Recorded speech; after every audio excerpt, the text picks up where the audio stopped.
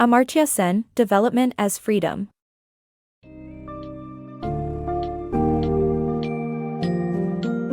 Welcome to the summary of Development as Freedom by Amartya Sen, a groundbreaking work that explores the relationship between freedom, material well-being, and economic development.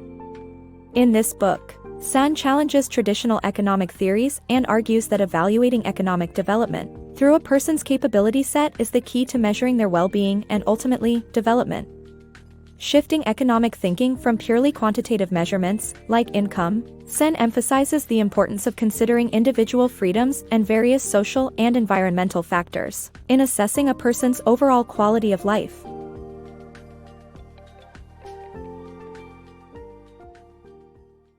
Tupac's dilemma. Tupac, a wealthy man, needs to hire someone to maintain his swimming pool. 3 unemployed people beg for work, but he only has one pool vacuum, so he must choose. The candidates are Jake, the most destitute, Bertrand, who recently became poor and is depressed, and Lucretia, who has a bad limp. Tupac is conflicted, but he decides to hire Lucretia so that she can afford medical help and have a better quality of life. This situation represents a microcosm of world economics, where institutions must decide how to allocate resources while taking into account efficiency and equity. The dilemma faced by Tupac reflects the priorities in deciding what should be at the core of our normative concern, whether income egalitarian, classical utilitarianism, or a new way of looking at economics that involves quality of life issues. Economic theories and the importance of information. Economic theories often revolve around different perspectives of justice, including utilitarianism, libertarianism, and Rawlsian thought. Utilitarianism prioritizes happiness over individual freedoms, while classical libertarianism focuses on enumerating rights and liberties. On the other hand, Rawlsian philosophy leans towards prioritizing property and personal rights, even if they override efforts to alleviate poverty, increase education, and improve healthcare. However, all economic theories are limited by the completeness of information available, which often leads to incomplete or flawed analyses. Therefore, economists must place greater emphasis on not just assigning evaluative weights but also placing them up for public discussion and critical scrutiny. Otherwise, the theories they espouse may not be effective in addressing the complex economic challenges faced by society. Understanding utilitarianism and well-being. This passage delves into the concept of utilitarianism, particularly Bentham's definition of utility, which includes happiness and pleasure. However, the theory has been modified to include satisfaction with the status quo, which is subjective. While utilitarianism economics may make sense theoretically, it may not apply in practice, especially in diverse populations. The author argues that using income and commodity supply to measure well-being often overlooks 5 specific variations, including personal heterogeneities, environmental diversities, variations in social climate, differences in relational perspective, and distribution within the family.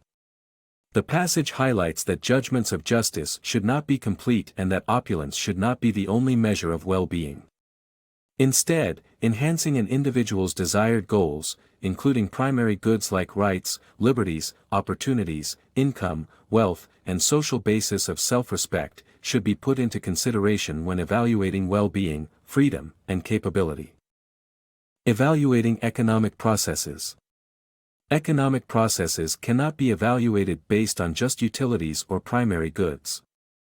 It should include substantive freedoms that allow individuals to choose a valued life. Hence, economists create functioning vectors that depend on people's capability sets. Comparisons are difficult because the metrics used to compare depend on what people value. For example, adequate nourishment and health are fundamental functionings, while self-respect among peers is an extreme functioning.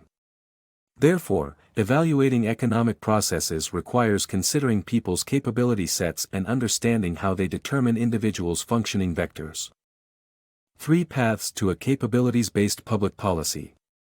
A public policy that considers capabilities offers 3 advantageous paths. Firstly, the direct approach compares vectors of functionings, offering 3 subpaths. Secondly, the supplementary approach compares functionings or variables other than income using distinguished capability comparison.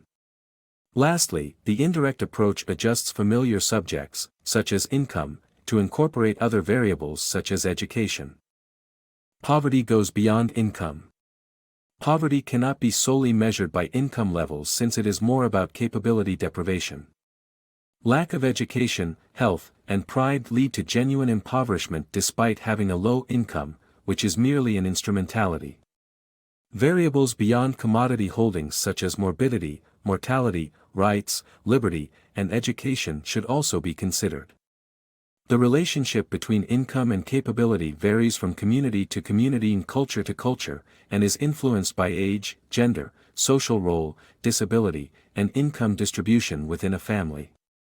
Relative deprivation on a global scale can also greatly affect an individual's capabilities, which goes beyond income levels. Empowering women for societal progress.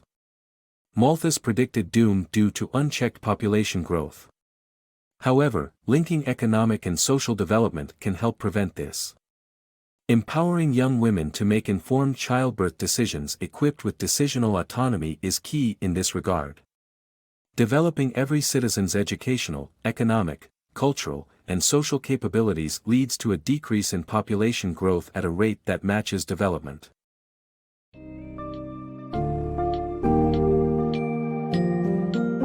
In conclusion, development as freedom offers an insightful and compassionate alternative to classical economic theories in understanding the complexities of human well-being.